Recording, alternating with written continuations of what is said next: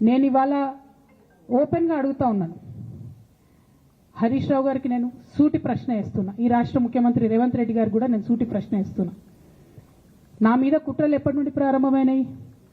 ఎప్పుడైతే హరీష్ రావు గారు, రేవంత్ రెడ్డి గారు ఒకే ఫ్లైట్లో హైదరాబాద్ నుండి ఢిల్లీకో, ఢిల్లీ నుండి హైదరాబాద్లో ఒకే ఫ్లైట్లో వాళ్ళిద్దరు ప్రయాణం చేసి వచ్చినప్పుడు హరీష్ రావు గారు రేవంత్ రెడ్డి గారు కాళ్ళు పట్టుకొని సరెండర్ అయినాక ఈ కుట్రలు స్టార్ట్ అయినాయి. నా మీద ఈ స్టోరీలు స్టార్ట్ అయినాయి.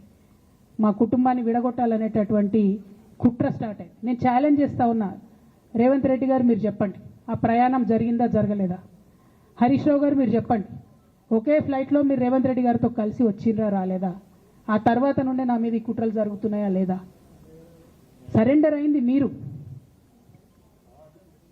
ప్రతి ఒక్క విషయంలో దాదాపు ఒక 7-8 ఇష్యూస్ ఉన్నాయి, ఇన్సిడెంట్స్ ఉన్నాయండి.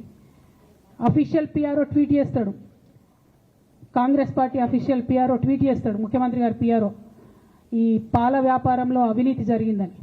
తెల్లారి 2-3 పేపర్లలో వస్తుంది, 3వ రోజుకి మాయమైపోతుంది.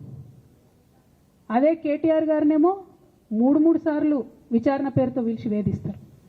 అంటే కేసీఆర్ కుటుంబం నికార్స్గా బరిగీసుకొని కాంగ్రెస్ పార్టీతో రేవంత్ రెడ్డి కొట్లాడుతున్నాం కాబట్టి మా మీదనేమో కుట్రలు జరుగుతాయి, మా మీదనేమో కేసులు పెడతారు.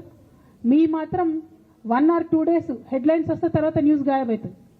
ఎన్ని జరగలే చెప్పండి హరీష్ రావు గారి విషయంలో?